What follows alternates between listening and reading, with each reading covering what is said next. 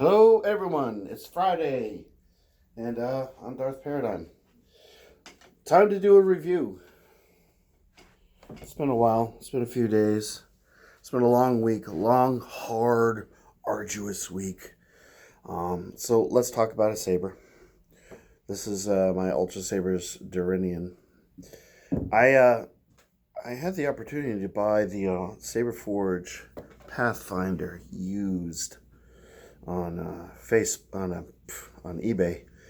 And so I kind of did a little bit of research, and I was kind of looking at the Pathfinder design, and I kind of came to the conclusion that I really prefer the Dorinian.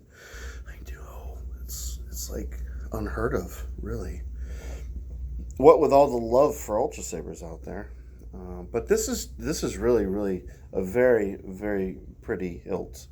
It's not the most comfortable hilt to handle, mostly because I find that I tend to choke up near the blade holder, near the emitter, and these radiating rings, although beautiful, they're a little bit rough on the hands, and they make spinning a little bit of a chore.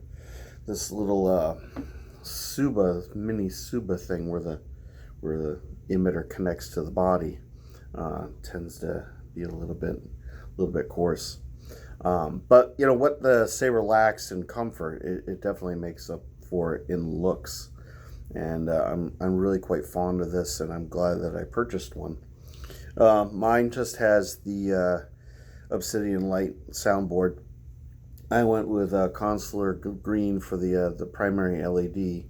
It's not the Tri-Cree LED, it's just the standard because I wanted a flash on clash. This has Arctic Blue flash on clash. And I originally was going to be getting Sunrider's Destiny for this one. Or actually, I had placed the order, and I had originally asked for Arctic Blue, but then I realized that my Fulcrum and my Lost Gray, which were on perpetual order, were already going to have Arctic Blue. So I'd asked to change this to Sunrider's Destiny, but I got the request in too late, so I received this with Arctic Blue. So I basically now I have my Fulcrum and my Lost Gray. They will be coming with Consular Green and Sunrider's Destiny. So that should be an interesting combo, because I like to try different combos with the LEDs, with the flash on clash. This is just a thing I like to do, and so that should be an interesting combo. And my Fulcrum is actually shipped, so I'm supposed to be having that on Monday. I don't know when my Lost Gray will ship. Beyond that, the only other Ultra Saber that I plan on ordering is the Shock LE. I really like that hilt. And I'm gonna wait until the winter or fall or winter, whenever the next raffle happens, and then there's really not too many Ultra Sabers hilts that I want beyond that. So I pretty much have everything that I want from that company. So I'll be moving on to other things from other companies. Anyway, so let's get down to it. So this the very end here really kind of reminds me a lot of, I guess, the emitter of Qui-Gon's saber, but then the rest of this is pure, I believe it's Plo Koon, sorry. Although Plo Koon's standard blade color is blue, but I wanted to go with green on this one. I initially thought that blue kind of limited you to silver, but apparently there's different combinations, and I didn't do my research. But I was on a green blade kick anyway, so it is what it is. So you can see the radiator section here. Here's the blade retention screw right there. There is no LED retention screw because this is an Ultra Saber, and they don't usually have those. I'm quite fond of the anodizing they did in all these little groove sections here. That's a nice touch. Very beautiful As you know, if you've been watching my videos for a while, I tend to not get backlit switches. I like just plain old. I find the backlit switches um, offered two disservices to the Saber. I think that they're not as aesthetically pleasing or clean as just a standard AV switch. Plus, they draw power from the battery that does, and I'm not a big fan of that. But if I do get one used, if I get an Ultrasabers used and it just happens to have a backlit switch, then c'est la vie. I will accept that as being part of the process. But when I'm ordering them new, yeah, I don't like to spend the extra money either. And I think this looks really good on this Hilt. I really do. You can change out the buttons here. You can get just the plain old silver. You can pay extra to get different colors. From what I've been told, standard Canon is to have black here, red here. I'm keeping it like this because this is kind of my own custom Dorinian. You know, it doesn't really have to be a an homage to a Plo Koon's saber exactly, and I kind of like this combination here. One of the things I noticed watching other people's videos is if you opt to get the recharge port here, it does extend the length of this section precipitously, maybe I think it's like a ½ inch or an inch, so you can get kind of a longer hilt if you choose to get a recharge port. I'm not a big fan of recharge ports. Again, it's the same thing if I buy a saber used, just like with the Switch. If it's in there, then it's in there, but I don't like to pay extra for it because I'm not too worried about like pulling things out and swapping out batteries. It's just sort of one of the things you live with as an Ultrasabers owner, and whatever. I just don't feel like paying for it. They're really expensive, and with a lot of other sabers that you buy, the recharge port is free. So why pay extra? I'm just not gonna do it. Not gonna do it. Okay, so these little buttons here, these little greebles, they don't light up. They just, I guess they kind of screw in. I haven't had any issues with them. I mean, this one's a little bit loose, but they haven't come undone, and I really like them. They're a nice design element. They're aesthetically pleasing. Anytime the hilt has these little boxes, these little etched out boxes, I like that because that sort of implies that the saber can maybe be serviced, or maybe this is like a point where you can push it in and click and take things apart, or whatever. I think they're really, really aesthetically pleasing. The design is it adds a lot to the character of the saber. One of the other things is I've had previous some of my mystery box sabers. The quality wasn't very good, but on this hilt, it's exemplary. Everything's pristine. It's gotten a little bit dirty here, and I've bonked it a few times, but for the most part, they really, really came through with this one. It's absolutely beautiful.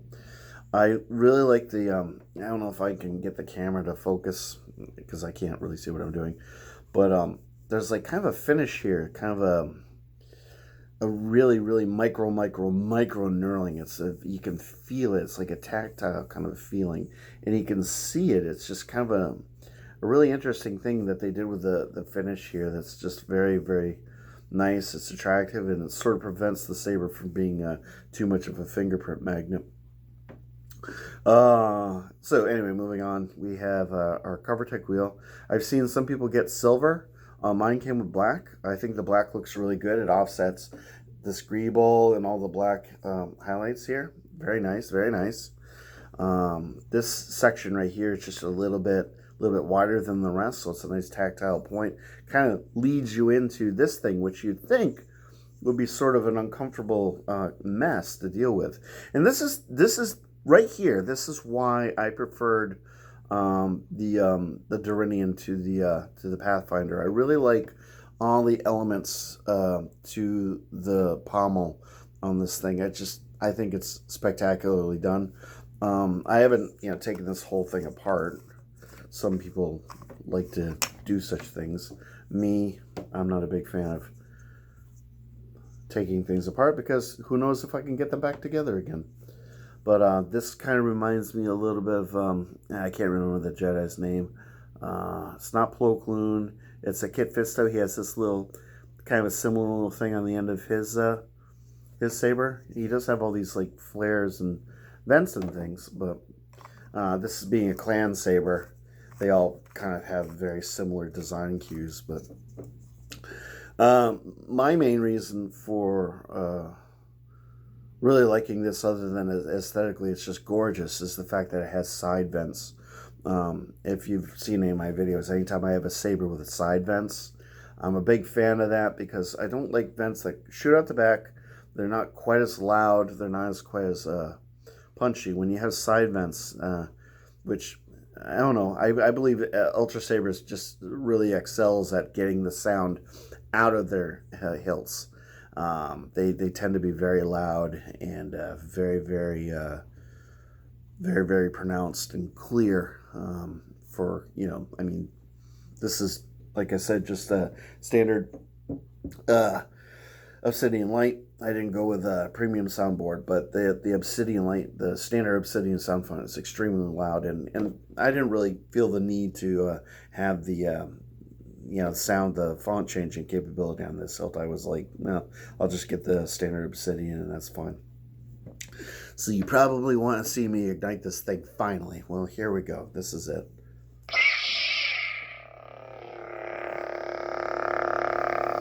And here's your lockup. Look how beautiful that is with the Arctic blue on the green. Here, just the green. I really, really like this combination. So let's get some swings in here.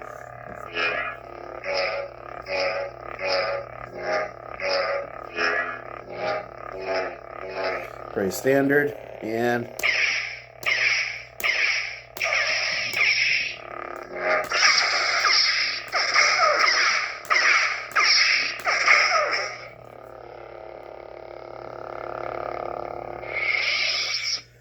weird thing about this particular hilt, and I don't know why it does this, but it sort of has more of a delay than any of my other hilts as far as turning it off. You turn it on, just immediately ignites, but turning it off,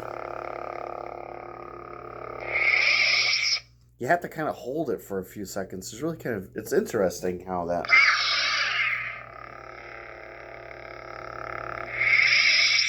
See, it's sort of a delay. It doesn't seem to be a problem with the electronics. It's just sort of a timing thing. It's what sort of makes it, I guess, unique and different.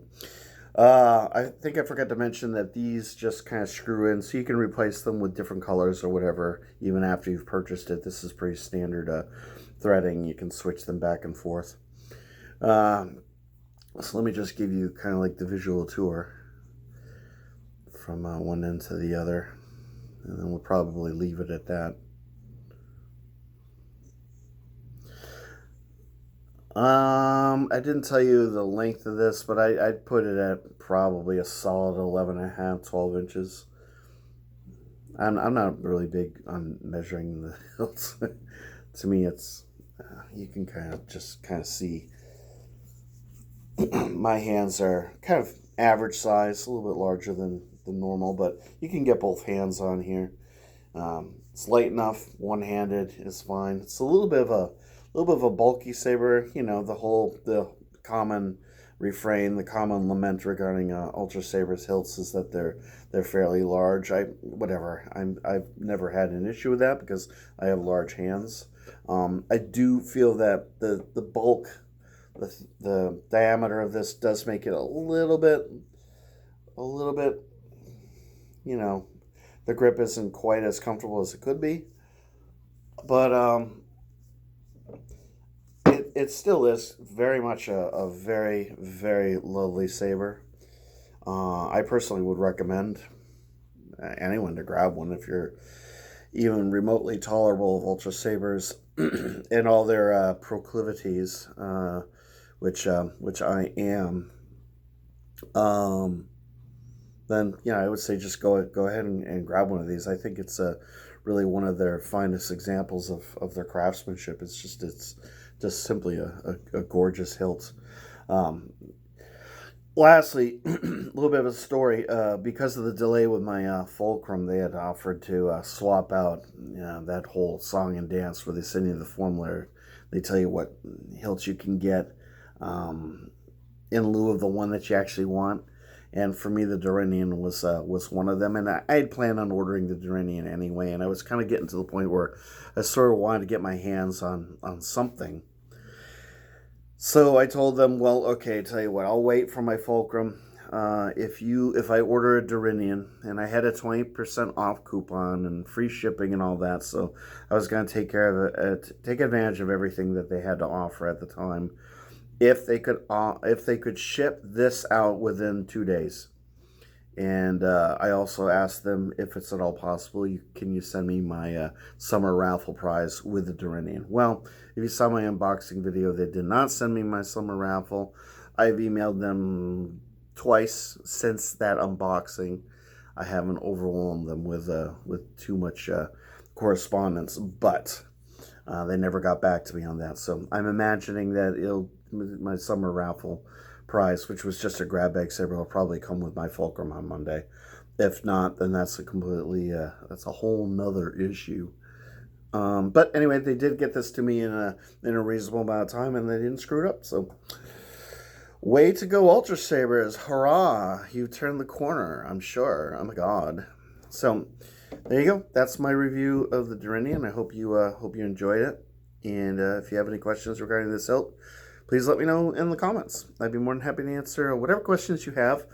Please keep the hate down to a minimum. I've been getting a few people out there that aren't real big Ultrasabers fans, being a little bit on the rude side, and I don't really need that. So life is interesting enough as it is without people doing that. But 99.9% of you guys are just amazing, and I love you guys, and just know that. So yeah, where was I?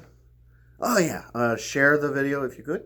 Always looking for new subscribers, and if you like the video, please let me know. If you dislike the video, click that as well. That doesn't hurt my feelings too much. Not too much anyway.